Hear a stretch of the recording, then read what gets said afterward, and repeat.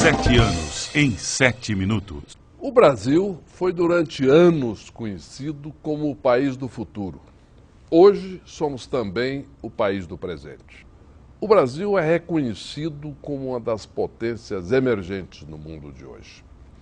Isso foi o resultado de um trabalho árduo nos últimos 7 anos para resolver os problemas da economia brasileira, crescer mais e, com isso, gerar aumento de arrecadação pública para financiar as políticas sociais e o aumento do investimento do governo Lula.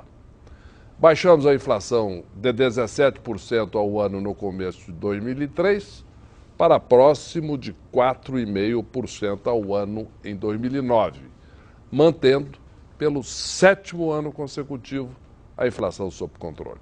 O brasileiro sabe que inflação mais baixa quer dizer salário rendendo mais para comprar mais alimentos, morar melhor, educar os filhos, em resumo, ter melhores condições de vida.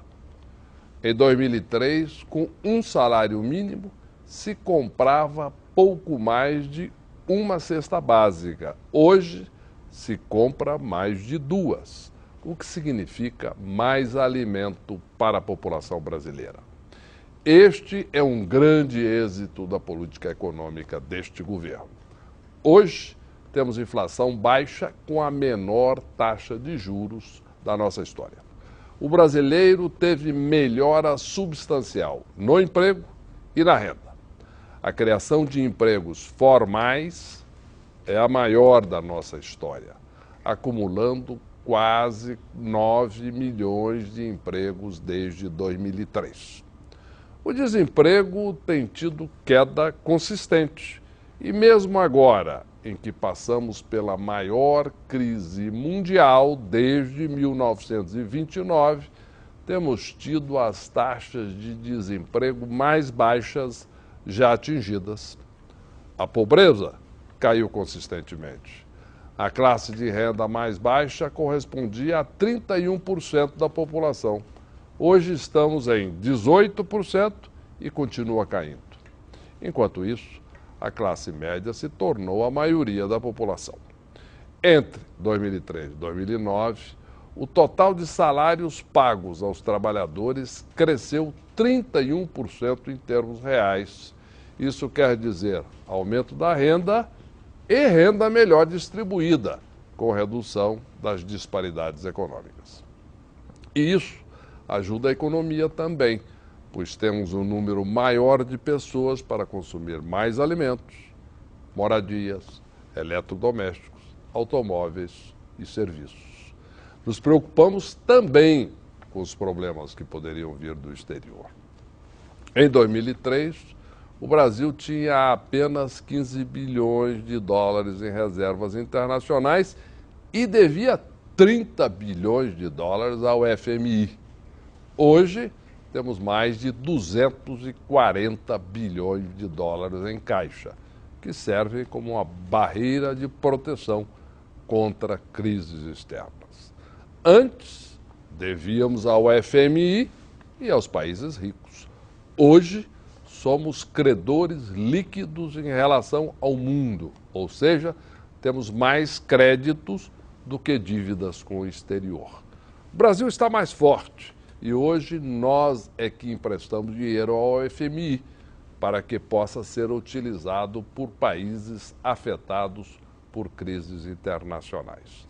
O povo brasileiro teve mais acesso ao crédito para compra de produtos a prazo, compra da casa própria e cada vez mais com prazos maiores. Desde o começo do governo Lula, o volume de crédito saltou de 384 bilhões de reais para os atuais 1 trilhão e 400 bilhões de reais. Ou seja, de 22% da economia para 46% da economia. Em relação à solidez dos bancos, no exterior havia normas mais frágeis que permitiam aos bancos assumir riscos elevados para aumentar os lucros no curto prazo, que depois custavam caro ao governo. No Brasil, o Banco Central impôs regras firmes que evitaram a crise de crédito que atingiu outros países. E por que o Brasil, além de ter sido um dos últimos países a entrar na crise, foi um dos primeiros a sair? Porque os remédios foram eficientes, sem causar efeitos colaterais. As medidas do Banco Central para normalizar o sistema de crédito foram rápidas e precisas, ampliando a disponibilidade de recursos para serem emprestados. E isso sem usar recursos públicos, como foi feito no exterior. Com as reservas acima de 200 bilhões de dólares, podemos oferecer linhas de crédito de financiamento a exportadores e para empresas que precisavam de empréstimos em dólares que tinham secado durante a crise. Os investimentos fiscais foram aplicados na hora certa e na medida certa. Os bancos públicos aumentaram os empréstimos durante a crise, quando os bancos do mundo todo se encolhiam. Nos últimos anos, temos visto que o crescimento tem sido mais forte. Antes, a economia crescia perto de 2% ao ano. De 2004 para cá, crescemos em média 4,8%.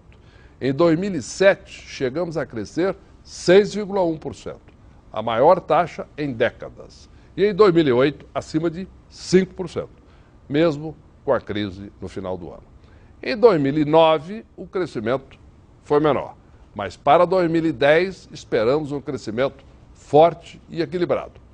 A política econômica do governo tem sido bem sucedida, mas nós continuamos atentos para que o Brasil siga se fortalecendo e crescendo, com inflação baixa e melhores condições econômicas e sociais, beneficiando a todos os brasileiros. Obrigado.